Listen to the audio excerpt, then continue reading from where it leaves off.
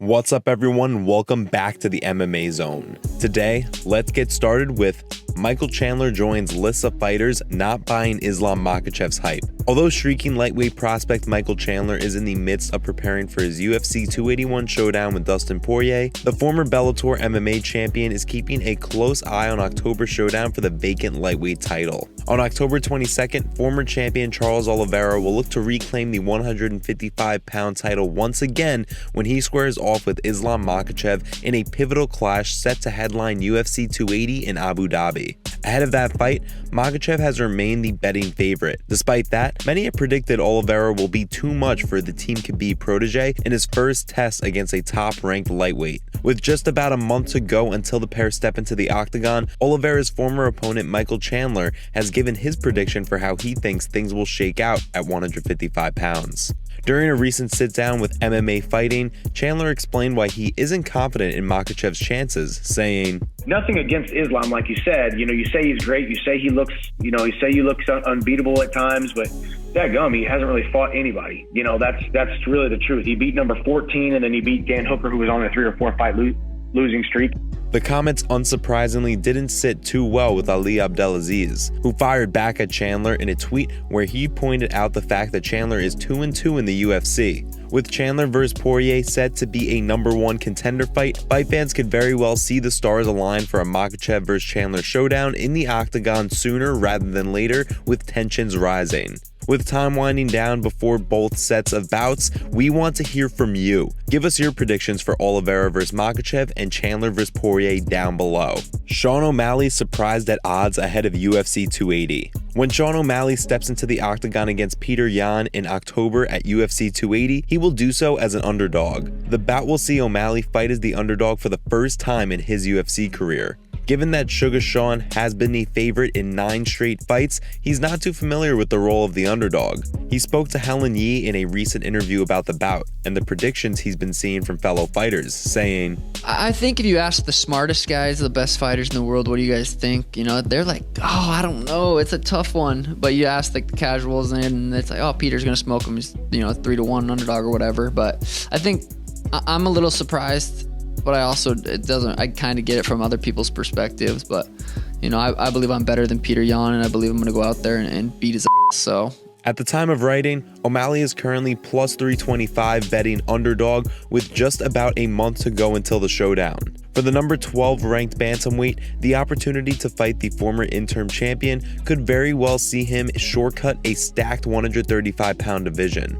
Following the showdown between Yan and O'Malley, bantamweight champion Aljamain Sterling will take center stage in Abu Dhabi the very next fight in hopes of defending his belt against former champion TJ Dillashaw. It's hard to ignore the fact that the bantamweight division is arguably the most stacked it's ever been. Should Yan defeat O'Malley, he will likely receive another shot at the 135-pound strap. Just below him, of course, are countless contenders like Merab Dvalishvili, Corey Sandhagen, and Chito Vera, who all find themselves near the top of a stacked bantamweight division. With the countdown to UFC 280 winding down, we want to hear from you. Do you think O'Malley is going to secure the biggest win of his career and defeat Yan? Or will the former interim champ show his dominance once again? Next up, Israel Adesanya and Alex Pereira, both massive ahead of UFC 281. With time winding down until the November 12th showdown between Israel Adesanya and Alex Pereira, both men have given fans a glimpse of their pre-fight preparations for the trilogy bout. Although the challenger is without question the bigger man, Adesanya seems to be bulking up himself. The champ posted a photo of himself weighing in at just over 215 pounds, 30 pounds over the middleweight title fight limit of 185 pounds. On the flip side, the challenger is weighing in at nearly 230 pounds, giving him a considerable size advantage going into the bout. As fans have pointed out, Adesanya is likely bulking up intentionally in hopes of avoiding another devastating knockout at the hands of Pereira. With just about 6 weeks to go until the pair are set to meet in the octagon, weight cuts will begin to ramp up as both men slowly move closer and closer towards the middleweight limit. With no shortage of predictions from fight fans regarding how the third meeting between Adesanya and Pereira will play out, only time will tell whether Adesanya is able to rewrite the script this time around, or if Pereira's left hand will be too much for him. Considering how big of a weight cut Pereira will be facing, one question raised by fight fans is how he will look if the fight goes into the later rounds, where Adesanya has shown he's capable of taking over a fight.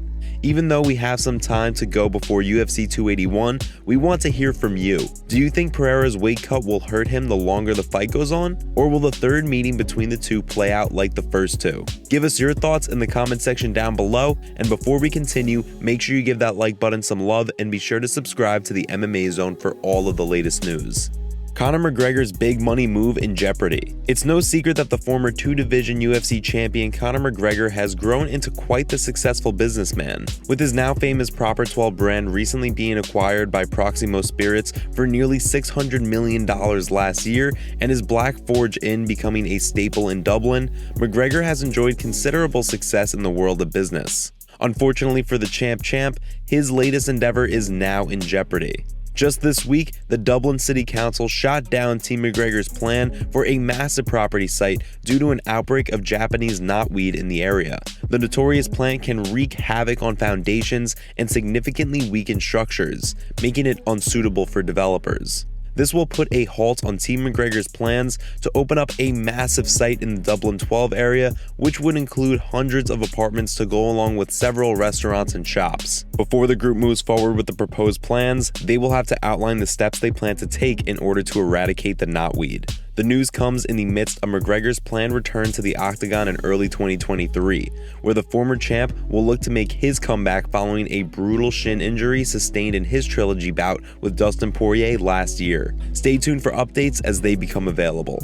Last up, Deiveson Figueiredo vs. Brandon Moreno 4 targeted for January PPV. In one of the most highly anticipated showdowns in the history of the flyweight division, Deiveson Figueiredo and Brandon Moreno will meet in the octagon for a fourth time in early 2023. It's only the third time in MMA history two fighters have squared off against each other 4 times, and the first time all of those bouts will be contested under the UFC banner.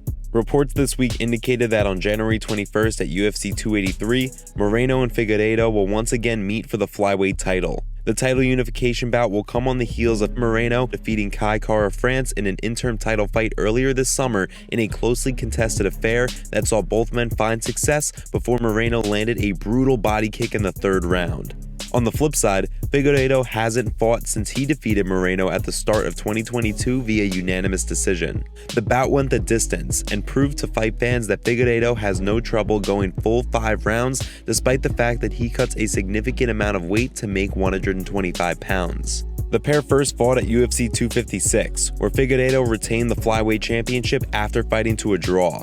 Given the fact that the pair fought to a draw, they were booked for an immediate rematch the following summer at UFC 263. After taking time to analyze the bout, Moreno bounced back in the pair's second meeting and picked up a rear naked chokehold in the third round to win the flyweight championship.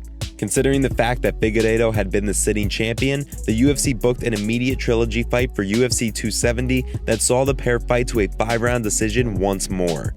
When the scorecards were read, Figueiredo emerged victorious, reclaiming the 125-pound title.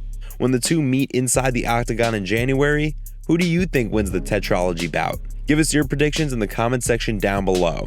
Thanks so much for joining us today. What do you make of what's going on in the fight world? Make sure to like this video and subscribe to the channel to stay up to date on all of the latest news from the MMA Zone. See you next time.